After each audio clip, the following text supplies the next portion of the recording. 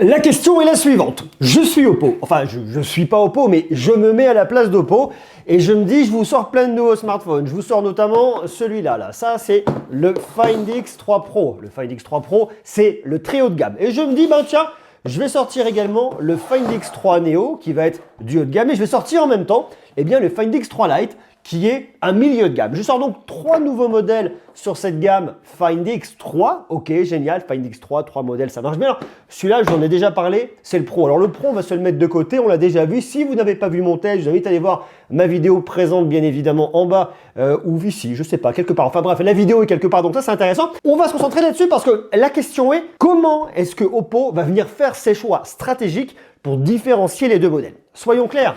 Sur le Find X3 Pro, on est à plus de 1000 €. La réponse est là, les choses sont claires, ok. Mais sur ces deux modèles-là, eh bien, c'est un peu moins clair, c'est un peu moins évident. Sur le Find X3 Neo, je suis à 799,90 €. Bon, on va dire que je suis à 800 €, même si psychologiquement, je suis en dessous, 799,90 €. Et sur le Lite, je suis à 450 €. J'ai une différence de prix entre ces deux modèles de 350 €. Donc, qu'est-ce que Oppo est venu faire comme choix pour différencier ces deux modèles, pour avoir une vraie différence de 350 €? C'est pas rien, c'est quand même énorme et on reste dans la gamme Find X. On va donc regarder quelle est la différence entre le Find X3 Neo, le Find X3 Lite. On va regarder quel modèle est fait pour vous. Est-ce qu'ils sont intéressants? Quels sont les points forts? Quelles sont les faiblesses? On y va maintenant.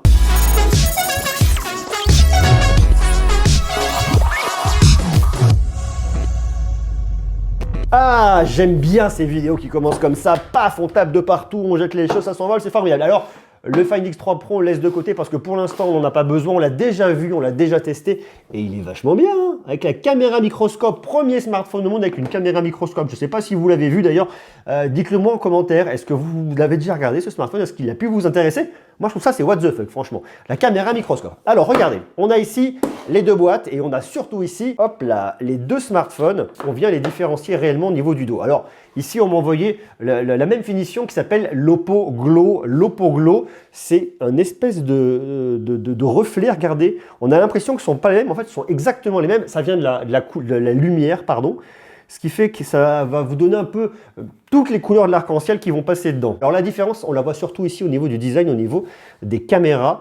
Là, c'est Neo, on le voit avec le petit module qui est plus rectangulaire, plus rond sur le Lite. On voit qu'on a le même nombre de capteurs. Dans les deux cas, vous êtes sur ColorOS 11.1 basé sur l'Android 11. ColorOS, j'en ai déjà parlé, je vous ai fait une vidéo dessus. C'est une super expérience sur Android. Ensuite, parce que ça ne s'arrête pas là au niveau des similitudes, on va retrouver d'un côté et de l'autre exactement la même techno de charge. Alors là, vous le voyez, vous avez un bloc de charge de 65 watts. C'est de la Superbook 2.0, donc ça va extrêmement vite. C'est de la recharge basse tension. Sur le Neo, à gauche ici, vous avez un écran de 6,55 pouces, tandis que sur le Lite, vous avez un écran de 6,4 pouces. Dans les deux cas, vous avez un écran AMOLED, Full HD+, un taux de rafraîchissement de 90 Hz, un taux d'échantillonnage tactile de 180 Hz. C'est sensiblement la même chose. Le poids est quasiment identique. 184 grammes contre 179 grammes. Franchement, ça se tient. Le Neo est un poil plus grand. On a une finition qui est différente. Le Neo, vous êtes avec un côté plus plat. Là, on est plus incurvé. Alors, quelles sont les différences? Eh bien, les différences, il y en a un peu plus qu'on ne pourrait le croire. On s'en doutera. Déjà au niveau des batteries. Sur le Neo, vous avez en fait deux batteries. Tac. Vous êtes sur chacune 2250 mAh pour un total de 4500 mAh.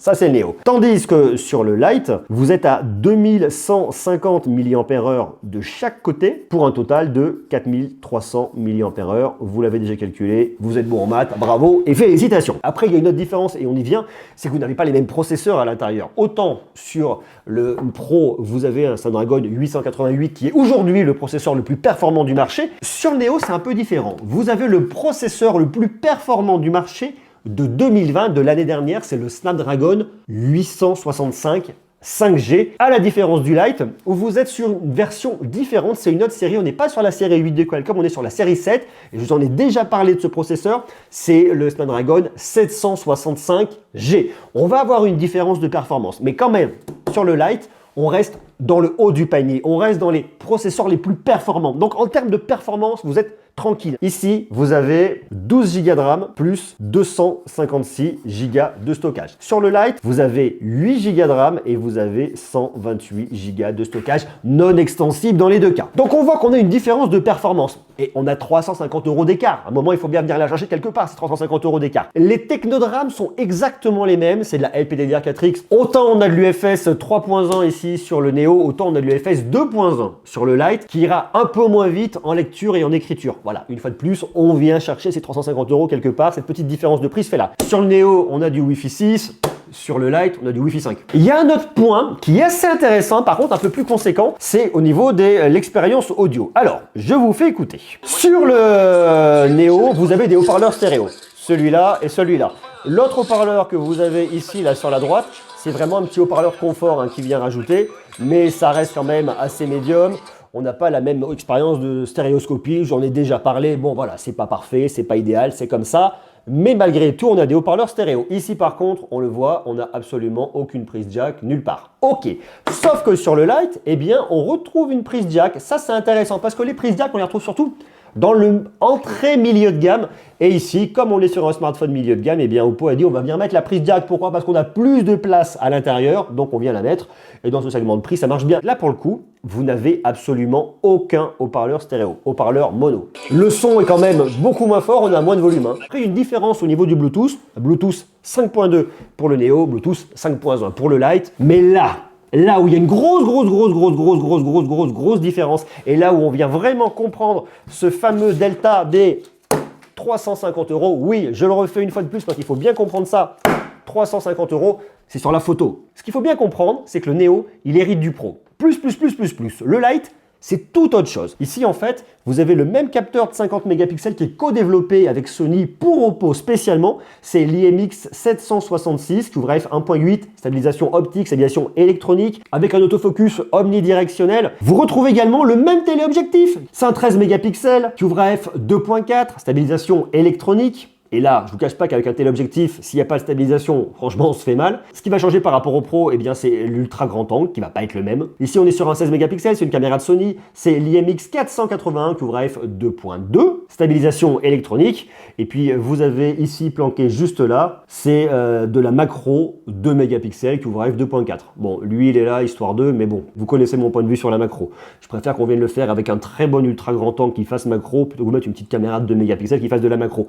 On regarde le résultat dans quelques instants. Tandis qu'en face, regardez juste ici sur le Lite, eh bien c'est plus du tout la même chose, mais alors plus du tout. Et on va regarder les résultats en photo dans quelques instants. Alors regardez, juste en haut ici, c'est votre grand angle. Là pour le coup, vous avez une caméra de 64 mégapixels. On n'est pas du tout sur le capteur co-développé avec Sony, on est vraiment ailleurs. On est sur une ouverture de f 1.7, stabilisation électronique uniquement, pas de stabilisation optique. On se retrouve juste ici avec un ultra grand angle. Ici, pas de 16 mégapixels comme sur le Neo, on est sur un 8 mégapixels. On ouvre à f 2.2. En dessous, on a de la macro, 2 mégapixels f 2.4, c'est la même chose. Et là, vous allez retrouver un capteur portrait noir et blanc. Ouais, ce qui est la même chose, et ça c'est très intéressant, et bien c'est ce qu'on va retrouver au niveau de la caméra de selfie, parce que oui, ici, que vous soyez sur le Pro, que vous soyez sur le Neo, que vous soyez sur le Lite, vous avez une caméra de 32 mégapixels qui ouvre à f 2.4, c'est la Sony MX 615 avec une stabilisation électronique. Donc s'il y a bien un truc qu'on trouve partout sur la gamme, et bien c'est bien cette caméra de selfie. Et puis le logo Oppo, parce que le logo Oppo il est partout, c'est normal, c'est la marque. Alors quand je regarde la première photo, j'ai tendance à me dire que sur le Lite, et bien regardez, mon ciel est un peu plus bleu, ma façade est un peu plus claire que de l'autre côté.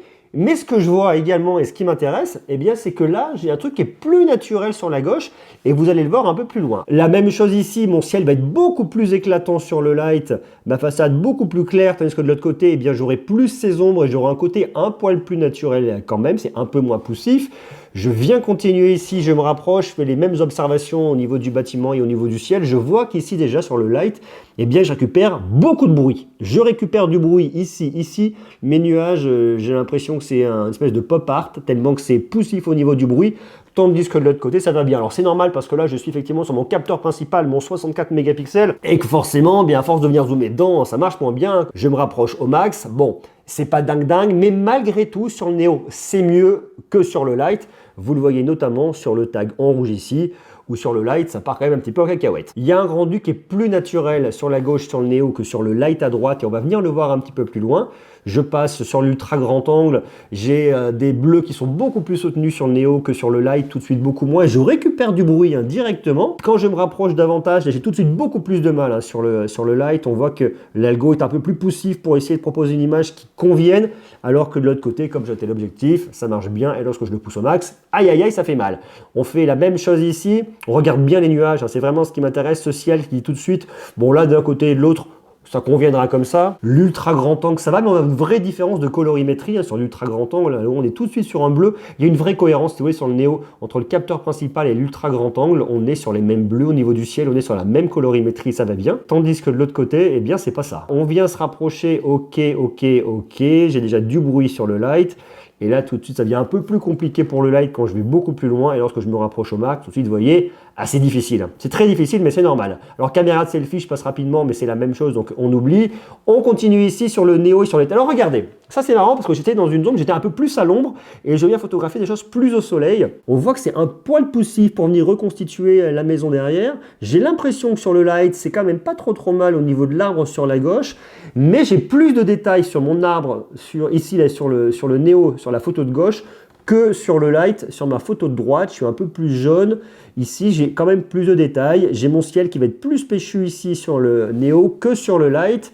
On continue, on passe sur l'ultra grand angle. Eh bien, ça va être sensiblement les mêmes critiques. Je viens me rapprocher. Je vois que j'ai un peu plus de mal sur le ciel ici, sur le Neo, que sur le Lite. Là, pour le coup, mon nuage est cramé, tandis que de l'autre côté, il ne l'est pas. Ça, c'est intéressant, vous voyez cette différence. Ma photo va être plus jaune ici sur le Lite que sur le Neo. Donc là, je me dirais que le Lite, eh bien, compense pas trop mal.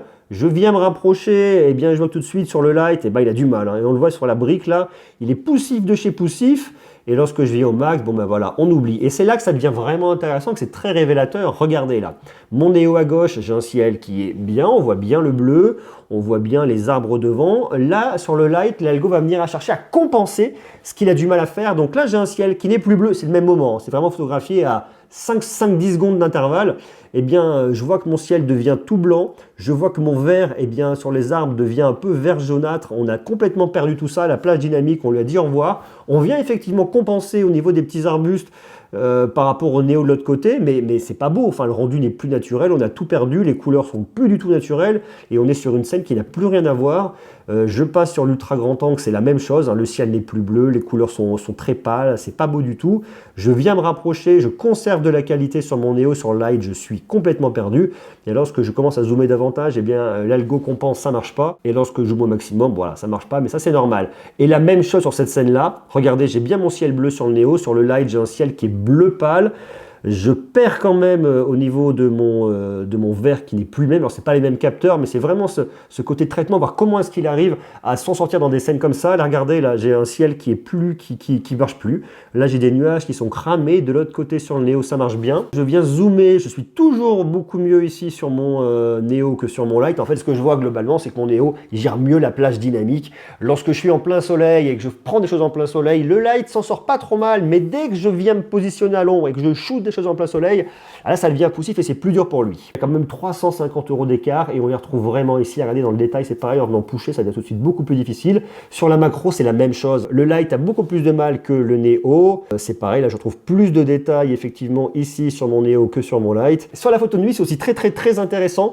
Là je vous ai juste mis un éclairage bleu de côté en éclairage indirect. Et bien le Neo forcément s'en sort beaucoup mieux, il capte beaucoup plus de lumière, forcément. Le capteur 50 mégapixels marchera beaucoup mieux. Tandis que sur le Lite, eh bien, vous voyez, c'est plus terne, on y arrive moins, c'est normal. On n'a pas le même capteur, il captera moins de lumière et ça marchera moins bien. Regardez, à gauche, on a le Neo. C'est quand même pas trop mal, on voit bien les détails. On voit bien que la chaise bleue est beaucoup plus bleue au niveau du derrière ici, que là on récupère du bruit. En photo, c'est clair et c'est sans appel. Le champion, c'est le Find X3 Neo. Le Find X3 Lite s'en sortira bien dans des conditions de bonne luminosité, mais il ne faut pas non plus trop lui en demander. Si pour vous 800 €, ça reste beaucoup et qu'on se dit je vais pas mettre 800 € sur un smartphone et que les 450 €, franchement, ça vous fait de l'œil.